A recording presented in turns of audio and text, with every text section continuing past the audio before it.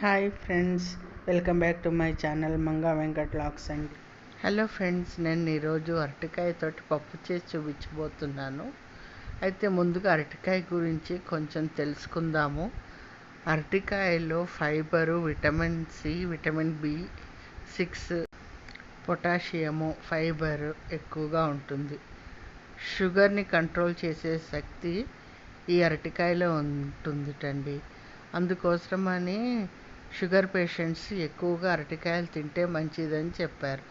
మా వారికి డాక్టరు అరటికాయ ఖచ్చితంగా వారంలో 2 సార్లు తినమని చెప్పారటండి.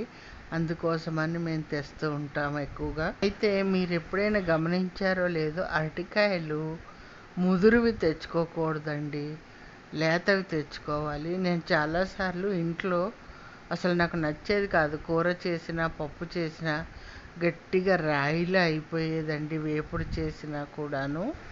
అందుకని మా వారిని ఎప్పుడు ఒకటే చెప్తా, గెలలో అడుగునున్నవి తెండి అని చెప్తాను.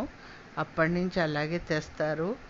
వేపుడు చేసినా కూడా రాత్రికి కూడా మెత్తగా చాలా బాగుంటుందండి, సూపర్గా ఉంటుంది. మీరు ఈసారి అలా ట్రై చేయండి, గెలలో అడుగు భాగంలో ఉన్న కాయలు తెచ్చుకోండి.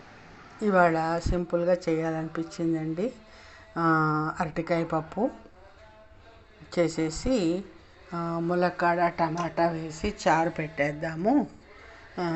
నిన్న చేసిన దోసకాయ ఆవబద్దలు, కొత్తిమీర, కారం 2 ఉన్నాయి నంజుడికి సైడ్కి. ఇలా టమాటా, ములక్కాడ వేసి కుక్కర్లో పెట్టేశాను. ఒక 3-4 విజిల్స్ రానిస్తే మనకి ఎలా కావాలో అలా ఉడికిపోతాయి. చిన్న కుక్కరే కాబట్టి బాగా పేస్ట్ ఏమి అయిపోదండి.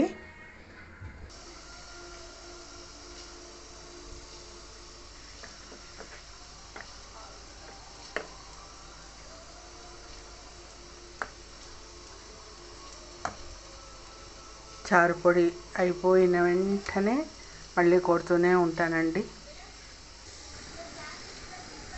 చూసారా, అన్నీ వేసేసి ఒకసారి పెట్టేసాను స్టవ్ మీద.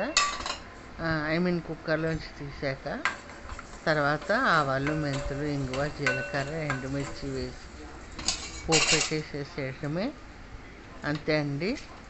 అది తీసేసిన తర్వాత మళ్ళీ అదే మూకుట్లో అరటికాయ పప్పు కూడా పోపు వేసేసాను. మూకుడు మాడింది ఏంటని అనుకోకండి. ఇది పోపు వేసిన తర్వాత దాంట్లో కొంచెం మళ్ళీ చారు వేసి కలిపి పోసాను కదా, దాని తాలూకు అలా ఉండడంతో కొంచెం మూకుడు మాడింది.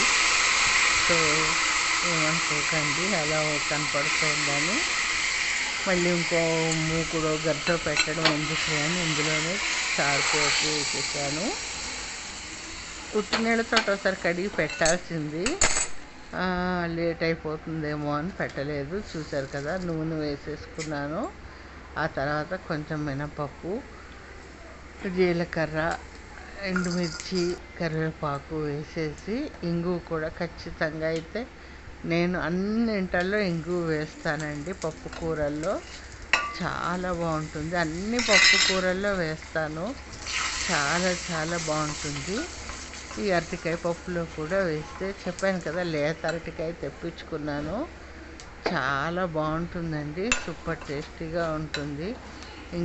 మా అమ్మగారు అయితే ఇంగువ పాలని పోసేవారు. అంటే ఇంగువ పోపులో వేసినా కూడా ఒక పిసరు ఇంగువ నీళ్ళలో కలిపి గిన్నెలో అట్టే పెట్టి కూర అంతా అయిపోయిన తర్వాత పైన వేసేవారండి.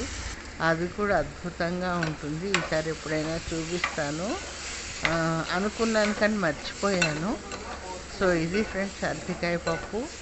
ఇవాళ సింపుల్గా అరటికాయ పప్పు, టమాటా, ములక్కాడ 2 నిమిషాల్లో అయిపోతుందండి, అద్భుతంగా ఉంటుందండి. చారు పొడి కూడా ఇంట్లోనే చేసుకుంటాం కదా, చాలా కమ్మగా ఉంటుంది, సూపర్ టేస్టీ తోటి, మిరియాల ఘాటుతోటి. దాంతో నచ్చిందా? నచ్చితే ఓ లైక్ చేయండి, షేర్ చేయండి, అలాగే సబ్స్క్రైబ్ చేయడం మాత్రం మర్చిపో